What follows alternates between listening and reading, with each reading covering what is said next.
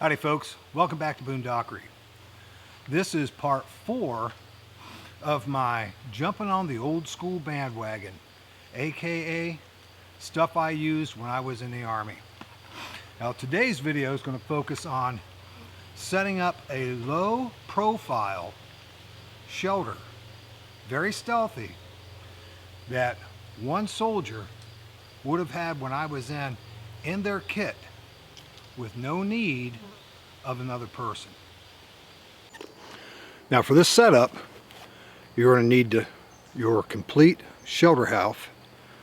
That's the stakes, the poles, the guy line, and the actual half itself. You're going to need your poncho, possibly some 550 cord, and a decent field knife. Now ideally, when I'm setting up my shelter in the woods, and I have my choice of places to set it up, I generally try to look for a raised area, a little bit of high ground, even if it's just a little bit higher than the area around it, that's at least as big, if not bigger, than my shelter itself, and also relatively flat on top. That way if it rains, I have a nice runoff, natural runoff. The other thing that I'm going to be looking for is some natural camouflage, because I don't like being seen when I'm in the woods. And if I set up a traditional pup tent, yeah, I have a triangle which is not very natural in the woods. So I'm going to be looking for an area to where I can set my shelter up that already has natural camouflage in place, like these. Another thing that I like to look for is, even though this is a low profile shelter, it's still going to have a fairly straight line at the peak. Now granted, it's going to be a diagonal line, but something like this deadfall would be an excellent thing to set my shelter up beside, because that's a natural thing. And where I'm looking right now is 1, 2, 3, 4, 5, 6, 7, 8, 9, 10, 11, 12, 13. There are 13 deadfalls here. Every single one of them has a little bit of a highlight from the sunlight coming through, just on the top. And what I see behind that are shadows. So the dark green of the USGI Shelter Half is just going to accentuate that idea of a shadow.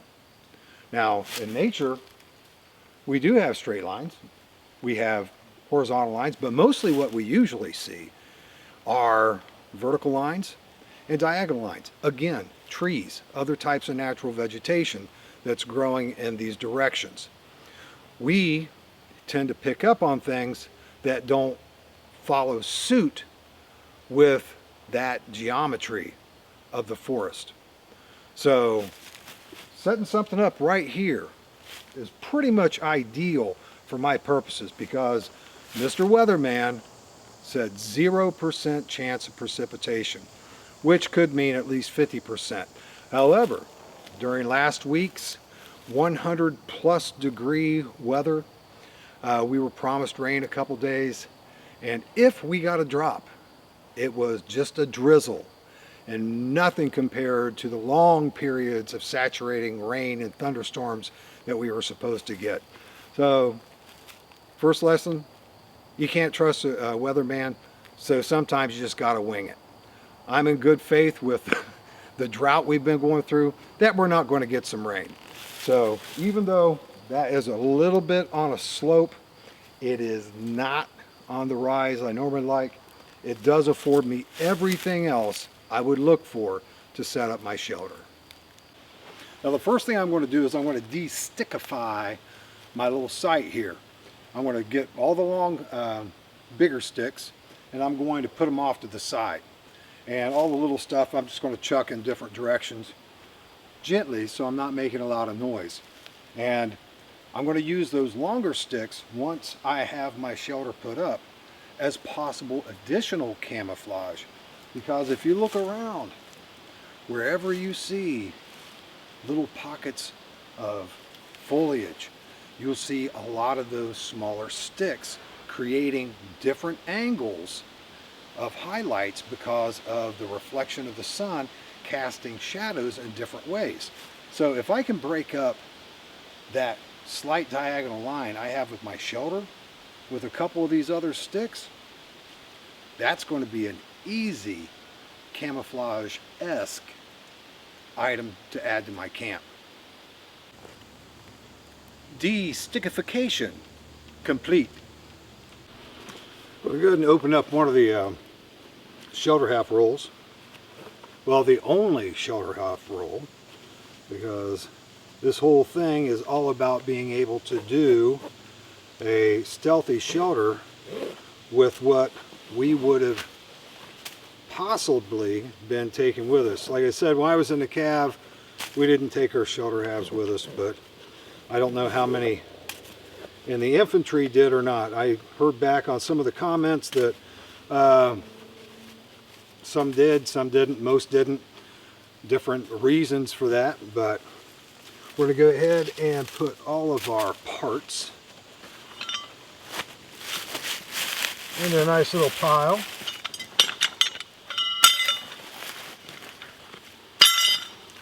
What I just did there was a no-no. Never do that.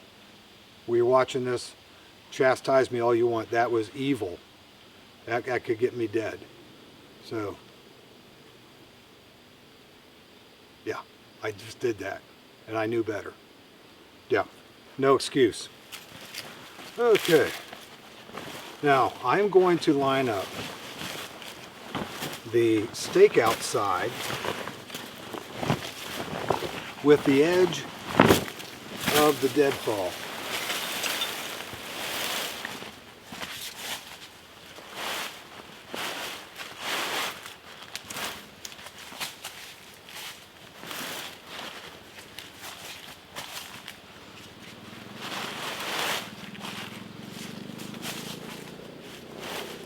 Now these corners are actually going to go in front of and behind these little saplings perfectly.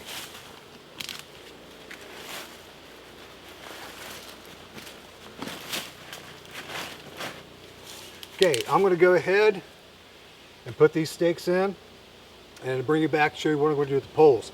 I want you to keep in mind, I could have edited that out, but I wanted I wanted you to see what happens when you're not thinking. That right there, in a real situation, that could have got me or others killed. So I'm leaving that in. It is what it is. Now, I staked out the two end pieces. I did not stake out the center because I may need that tent stake. Remember, I only have 5. What I'm going to do now is I am going to fix 2 of these together. One is going to remain a single. The 2 that are fixed together are going to go on this slight upper hill section. And when I get that in place, I'm going to use one of the stakes to stake it out on the end.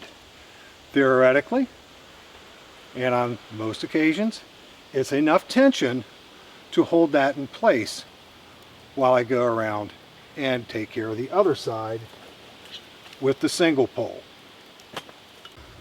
It didn't hold it up perfectly straight because the little sapling is sort of in a way of creating that tension. So I just angled back the bottom of the tent pole, and it's supporting the weight enough for me to do the same thing to the other side.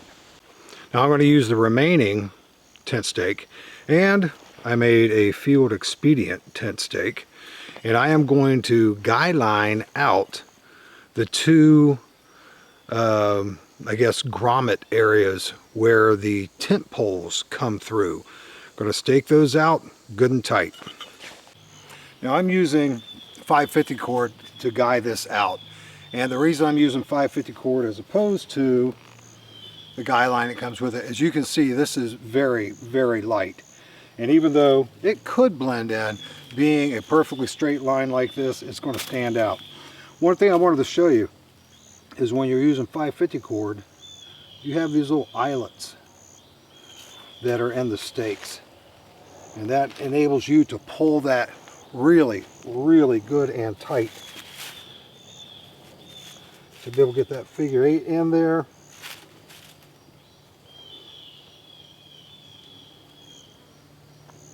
Get a little slippery knot in there. And that way, when you're ready to tear down camp, there you go. Easy peasy, lemon squeezy. Now, get this back up here.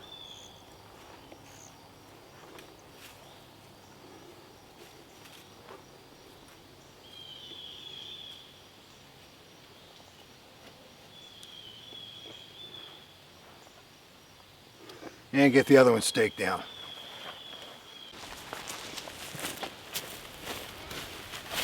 Now there is plenty of room under this shelter. Just the way it is, this is the base setup. I've got plenty of room up here. Put my gear in, my web gear beside me. And as of right now, I'm not touching the canvas at all. And so I have plenty of room here. It's very low profile, very easy to set up. Now what I'm going to do is I'm going to put my poncho on it just in case Mr. Weatherman was wrong. Imagine that. And we do get a little bit of rain because with this pitch, there's going to be more saturation of the canvas than it would be if it was set up as a standard pup tent. Now, even though I do want to cover up as much of this as I can, I still want to use these center grommet points for the poncho.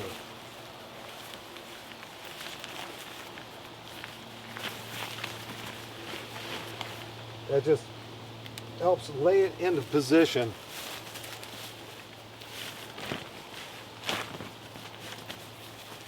And if I really need to, I can go all the way back to the tent stakes. Well, just for the sake of saying so, I'm going to take them all the way back to the tent stakes. Okay, I've got those tied off down there by the tent stakes. And now what I'm going to do is I'm going to guy the front 2 corner grommets on my poncho out to the same tent stakes that I had for my shelter half. Here's the setup. I've got my ruck right there. Got my LBE right here, rifles here. Just to show you how tall it is. And I've got my poncho draped over, which gives me approximately another 2 foot of coverage, and it gives me a tremendous amount of rain protection all the way around. What I'm going to do right now, I'm going to take you around real quick. I'm going to show you a few different angles of it, a couple at distance, so you can see just how low profile it is and just how easy it is to blend in when you set up with this type of a shelter.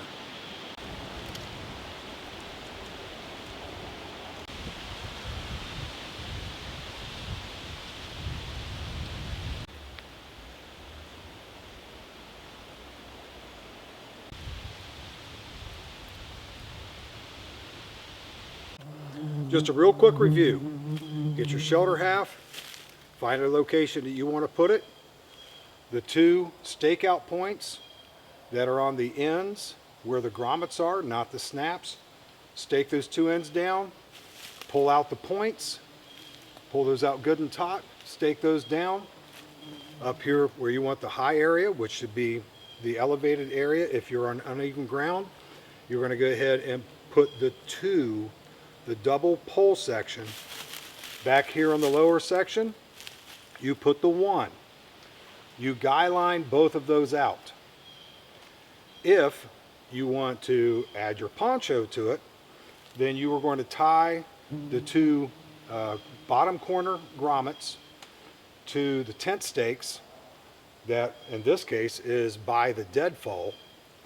Pull those forward, tie up your hood, the hood that goes over, pull it good and tight, tie it up, and then guy line these top 2 grommets to the stakes that you already have out for your poles. that's it for the setup. Now I went ahead and just added a little bit of foliage that was here. The one bit of foliage I used to make the tent stake. I always use green wood to do that, so I cut a branch. So I had a branch with leaves available to me. I also laid deadfall branches that all of these things are so old. They weigh ounces. They look huge, but they weigh practically nothing. If I used them for firewood, they'd in just a matter of seconds. So I went ahead and dressed these things up by laying them against the trees, not on my shelter. They may touch the shelter, but the weight is on the trees and the branches around it. I'm going to do a real quick walk around so you can see what it looks like with that added bit of camouflage. And so that way you can see just how well you can hide in this low profile shelter.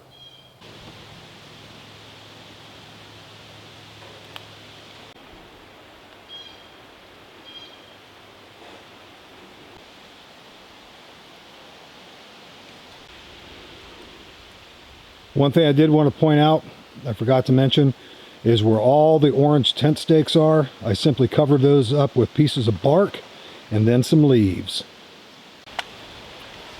Well folks, there you have it. One person's basic issue: a shelter half, the poles, the tent stakes, and their poncho can be used to make a very nice, low profile, very stealthy shelter to protect you and all of your kit from the environment, and also, for the most part, from being seen, which is very important in a hostile environment. Well folks, as always, thank you so much for watching, and I'll see you next time.